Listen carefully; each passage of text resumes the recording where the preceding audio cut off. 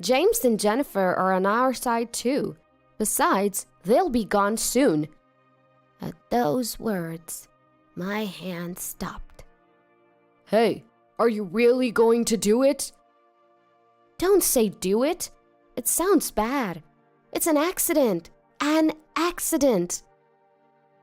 My eldest son David and his wife Lisa were talking so seriously that they didn't notice I was there. Jessica, the wife of my second son, spoke to me. "Jennifer, call the police right away." At those words, I hurriedly called the police. I am Jennifer. I turned 71 last month. I have dedicated myself to household chores without working outside, spending 50 years with my husband James. Thankfully, we have had a joyful time. We were blessed with 2 sons. It seems ordinary, but I think it's a very happy thing. James is the second-generation president of a small wholesale company. He took over the company founded by my father-in-law 20 years ago. Blessed with customers, the business is going well. Now, our sons are working in my husband's company as executive directors. My eldest son David graduated from a famous domestic university. He's always been an excellent student, praised by his classmates' mothers. I was proud every time I attended a class observation. He studied hard even after going to college and graduated as valedictorian. Then he joined our company, where my father-in-law was president at the time. I was worried that he was too serious and didn't know how to interact with women, and his relationships with women were a complete failure. But 10 years ago, he brought home a beautiful woman 1 year younger than him. From what I had heard, she didn't seem to come from a wealthy family, but she always smiled at me and gave me gifts on birthdays. Living nearby, she often brought me food, saying, "Jennifer, I made too much." I found her to be a kind, thoughtful, and intelligent woman. They didn't have children, but I loved David and his wife very much. The problem was my second son. My second son, Daniel, was not as good at studying as David, but he seemed popular with girls, and during his college years, he was always with different girls.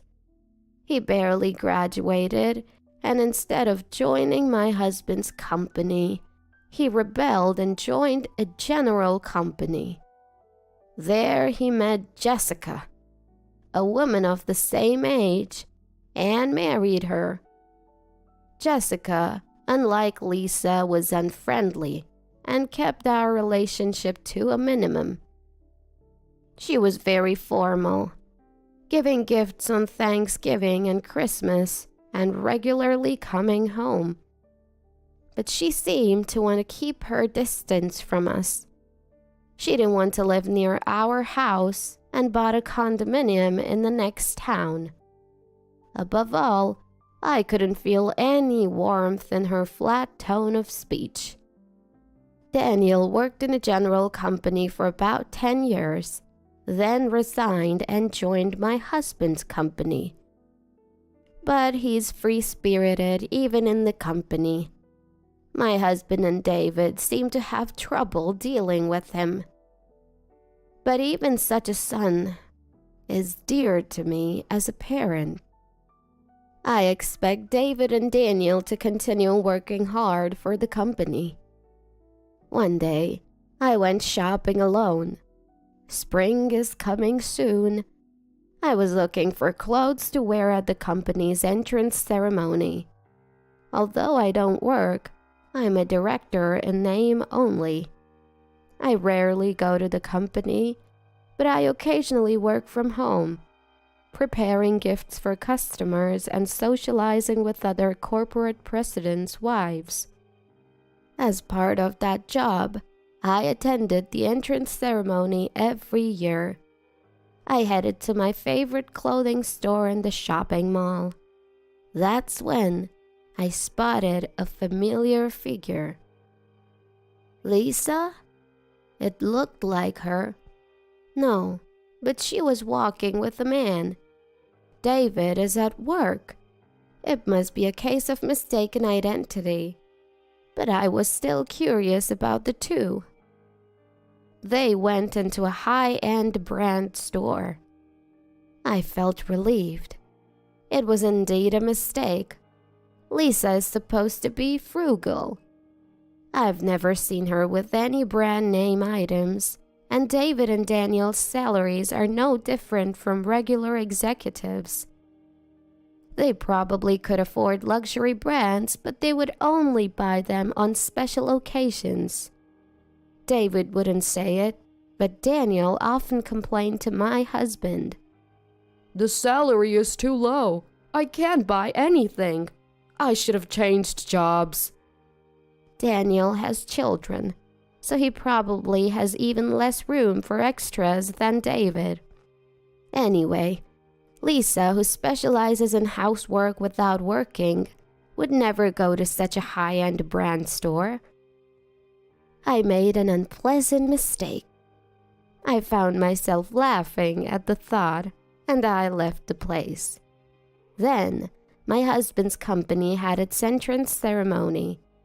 This year, there was one experienced hire and 3 recent graduates. It's not a big company, but about this many employees join every year. This year, all were locals, and I hoped they would work for us for a long time as we successfully finished the entrance ceremony. The problem came after. Heading to the president's office, I found Daniel and my husband arguing. It's strange, isn't it? Father must be doing something. Daniel was yelling at my husband, his face red. David was trying to calm Daniel down in a panic. "What's going on?" I asked in a hurry. The books don't add up, Daniel yelled. The books? I had no idea what they were talking about. I asked for details. Daniel said that no matter what, the numbers seemed off. You must be faking it. My husband yelled back. Don't talk nonsense. This is why second-generation presidents who don't know the world... What do you mean? The argument between my husband and Daniel seemed to escalate. Enough already! At that moment, David's angry voice rang out. I'll look into the numbers. Both of you stop. Don't talk about something that might make other employees anxious in the company. David said to the two. The eldest son is reliable after all. I was impressed by David. My husband and Daniel fell silent at David's words. I felt reassured, leaving it to David. A few days later, David told my husband, There was nothing suspicious in the books, but there was one double payment. I contacted the other party right away, and they'll shift it to next month. Daniel probably thought that was strange. Thanks to him, we noticed. It's a good thing. My husband was impressed by David's words. The intelligence to explain Daniel's misunderstanding like this. Such an excellent son. I sometimes wonder if he's really mine. The business of April and the family quarrel had settled down, and I was dining with my husband, a long-awaited meal with my husband. We splurged a little on a course meal at the region's top high-end steakhouse, which had earned a Michelin star. The dazzling meal was a joy to the eyes. Soon we should think about paying David and Daniel enough so that they can take their families to places like this," I said to my husband while enjoying the meal. No, David maybe, but it's too soon for Daniel." My husband laughed at that. "But Daniel has 3 children, and he's always saying his salary is low, isn't he?" "If he worked as hard as David, I might consider it." My husband laughed off my suggestion. "Oh, come on," I replied, somewhat exasperated. We had all the courses and our stomachs were getting full. "I'll bring the dessert now," said the waiter, taking our drink order and stepping back. My husband was content, sipping his coffee. "Oh, a call. I'll be right back." "The dessert will be here soon, so hurry back." My husband checked his mobile phone and stood up.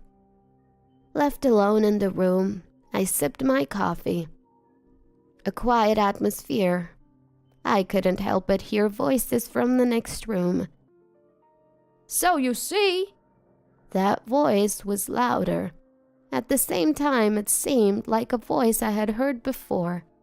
"Calm down, we're just saying we'll watch the situation for now."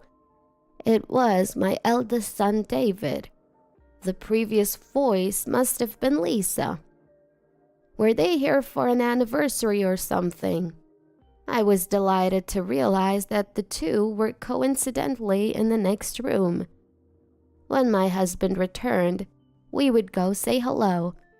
They would be surprised to see us here. I quietly waited for my husband.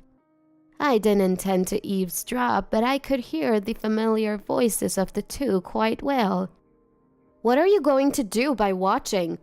I don't think Daniel would notice either." No, their voices were quite loud. Fortunately, this room was the second from the back.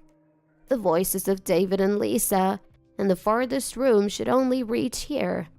It's good that it's us, but it would have been a nuisance to others. I thought I should warn them. However, what followed was not a matter of warning. "It'll be fine. James and Jennifer are on our side. Besides, they'll be gone soon anyway." At those words, my hand stopped. "Hey, are we really doing this?" "Don't say doing. It sounds bad. It's an accident. An accident." The two were talking so seriously that they didn't realize I was here, or that their voices could be heard in the next room. "First of all, the money. You can deceive more, right?" "Last time I said it was a double payment, and they believed me. But what should I say if Daniel catches on this time?" I looked up, frozen. I didn't want to think about it. David had always been serious, but hearing this conversation, I turned pale. I was sure. The cause of the argument between Daniel and my husband after the entrance ceremony. It was these two. They were embezzling the company's money.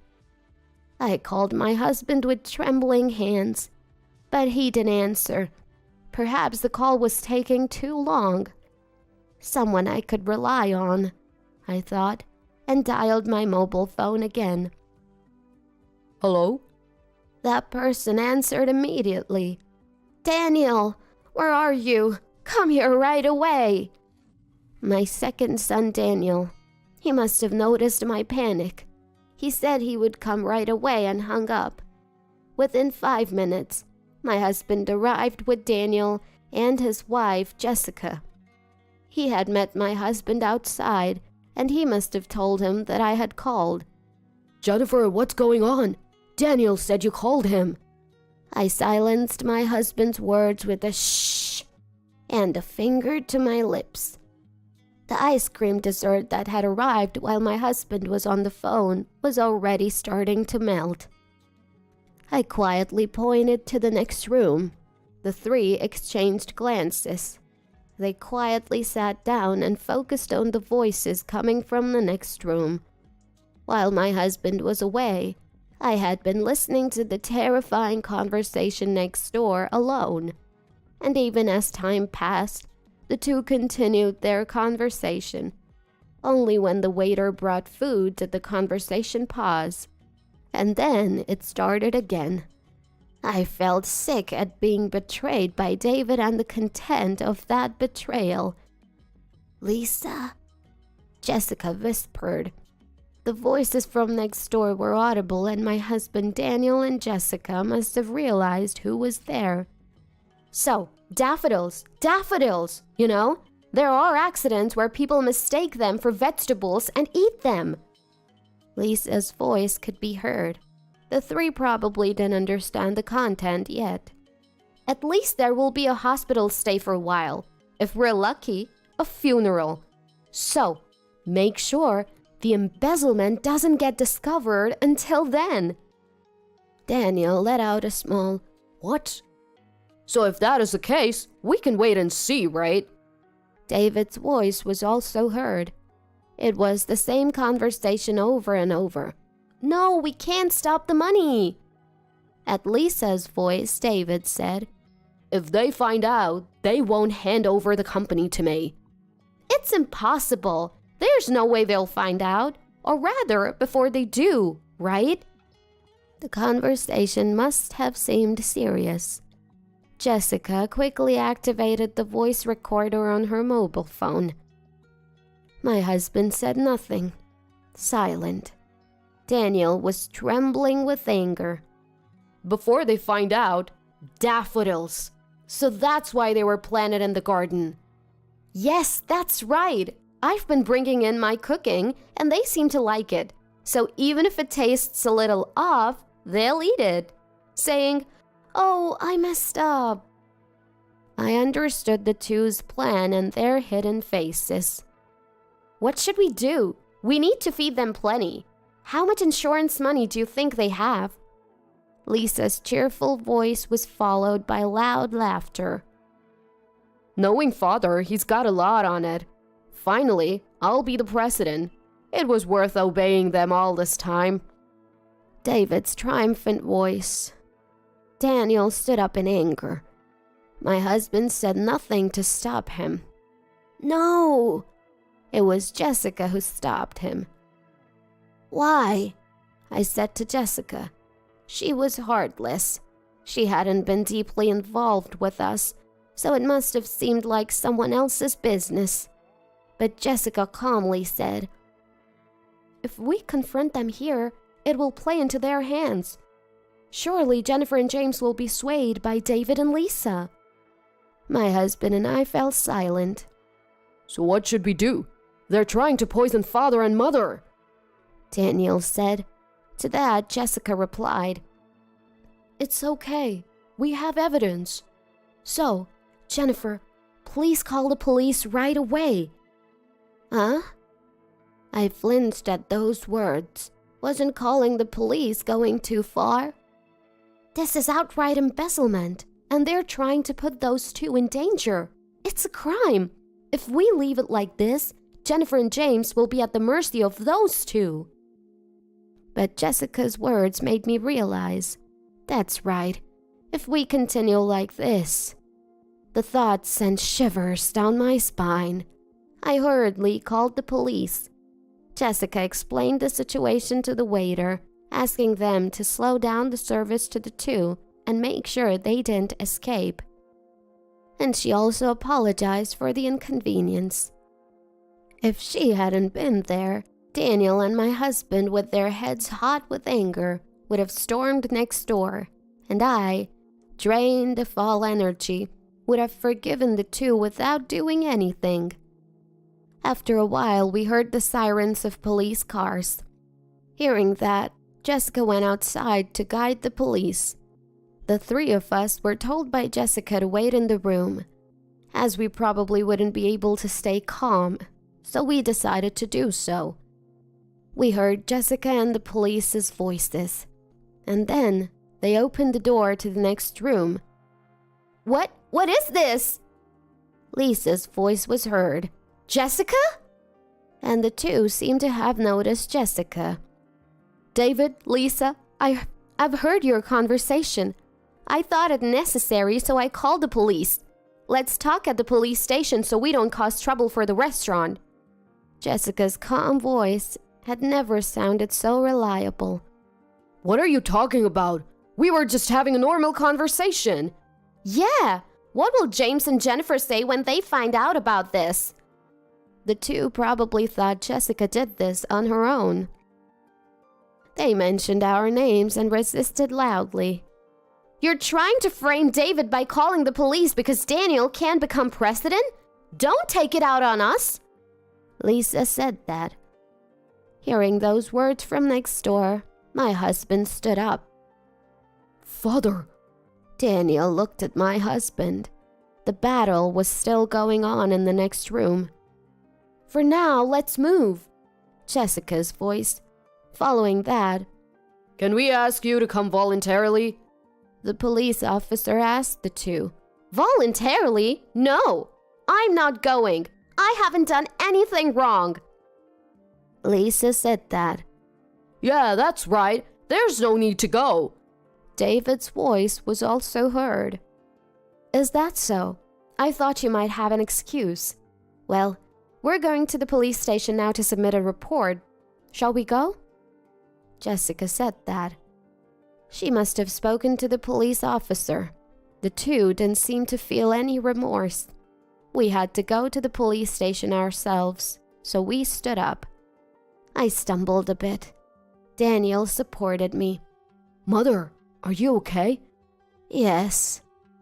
Daniel had become quite reliable, though. He had been through a lot. We left the room. In the hallway were police officers, probably calling out to the next room. David and Lisa must have been in the back. "Mother, are you there?" David shouted as if he could hear us, probably having just realized we were there. His voice sounded frantic. "If you want to make excuses, I think you should come with us. Next, the police will come with an arrest warrant to pick you two up." Jessica calmly said that. The two seemed to have stood up at her words. I had completely forgotten about it in shock, but Jessica had taken care of the bill. And so, David and Lisa were taken to the police station in a police car. We followed them in our car. When we arrived at the police station, David and Lisa, who had arrived earlier, seemed to be appealing to the police, saying things like, "It's a misunderstanding," and "It's Jessica's mistake." We could hear them from outside the room. Another officer guided us to a separate room. There, I told everything I had heard earlier, about embezzling the company's money, and about preparing daffodils to feed us. As I spoke, I became frustrated and started to cry. The officer was considerate of me. My husband also embraced my shoulder.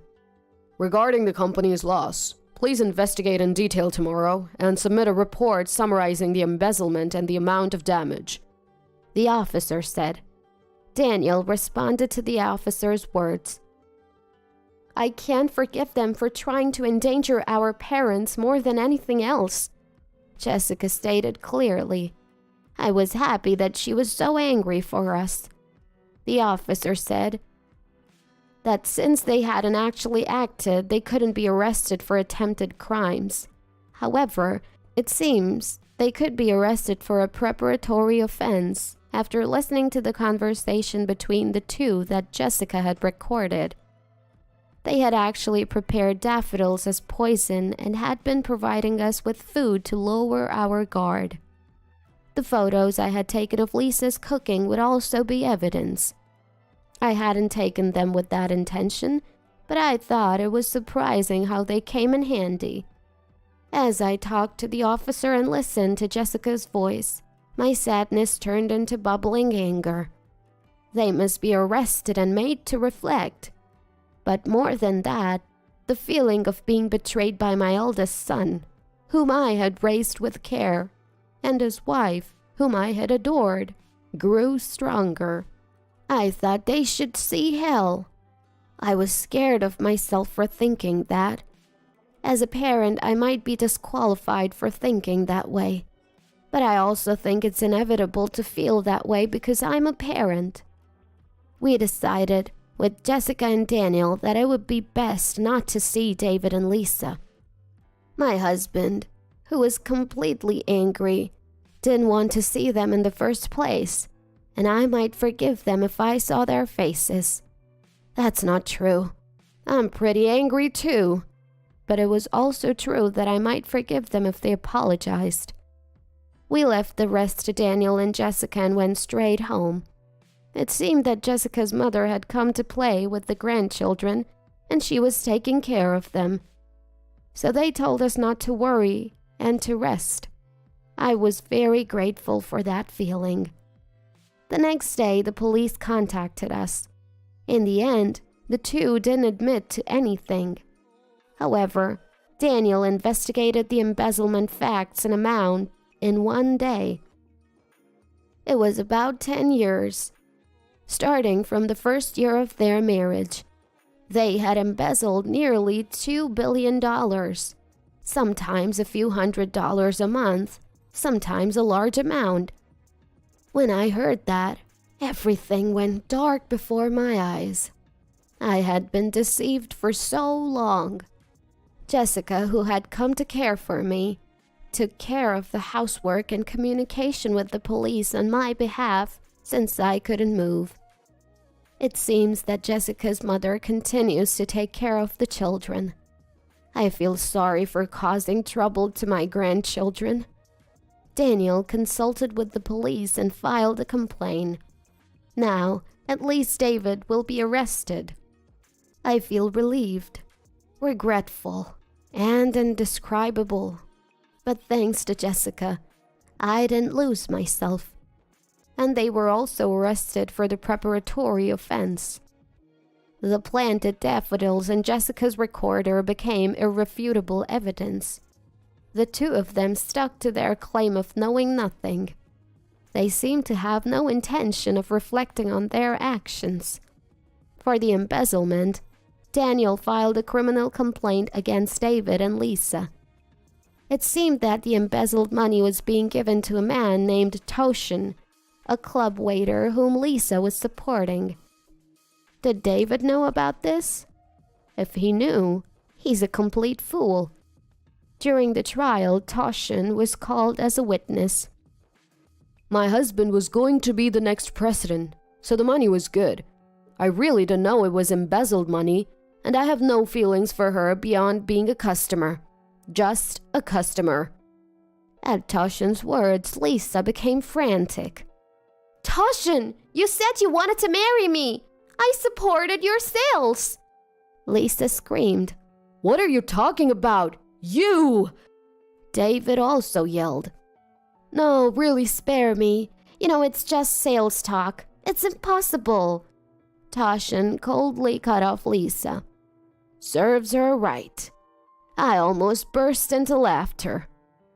From this, it seems David didn't know. Apparently, he had been sending the money to his not-so-wealthy family. Caught by a foolish woman. It's a real shame.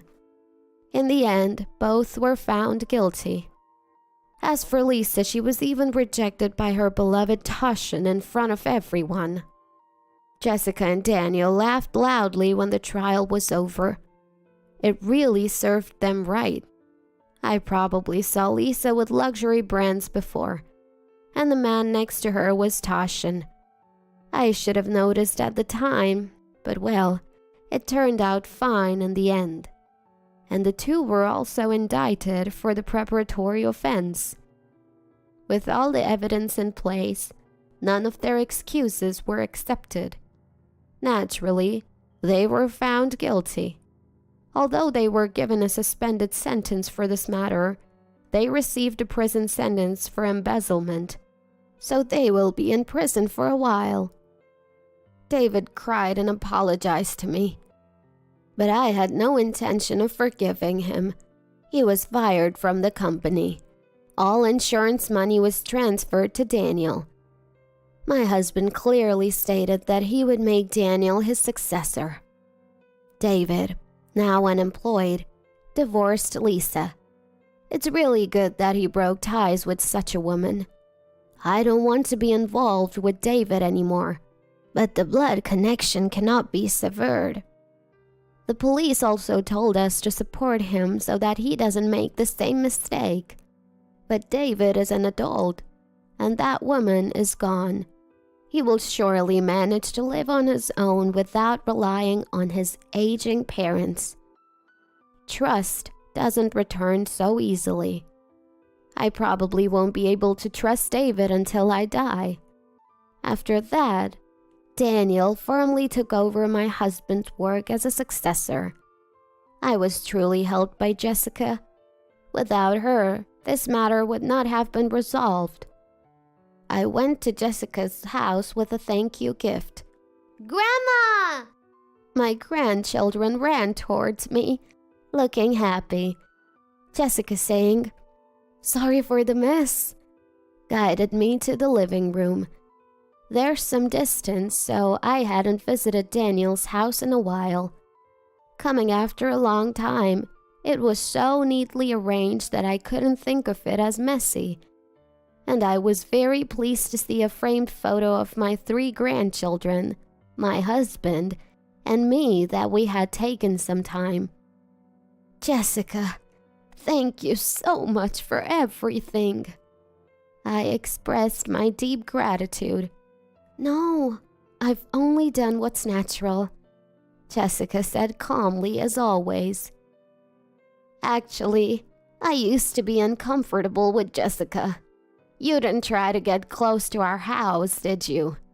So, I muttered softly. I knew you felt that way, but that's okay, Jessica said. I think of you too as Daniel's parents, and I truly cherish you. If I let my emotions get involved, it might lead to unpleasant feelings, so I thought it was important to keep some distance, to cherish you both. I was deeply impressed by her words. Lisa was always trying to flatter me, and I was deceived by her and doted on her. But I was really foolish not to have noticed Jessica's feelings for us. Grandma, look, a present! My young grandchild, Sarah, said, handing me a clay craft. Before Grandma came, Mom and I made it. When I said I wanted to make a present for Grandma, she taught me how. The small clay piece was misshapen and couldn't be called skillful, but I found the clay very dear. Oh, Sarah, thank you. Grandma is so happy. I'll treasure it. My words made my grandchild happy too. I'm glad Daniel married Jessica. My grandchildren and Daniel will be fine with her around. Jessica, thank you so much. I'm counting on you from now on. My grandchild, looking at me curiously as I spoke, smiled along with me.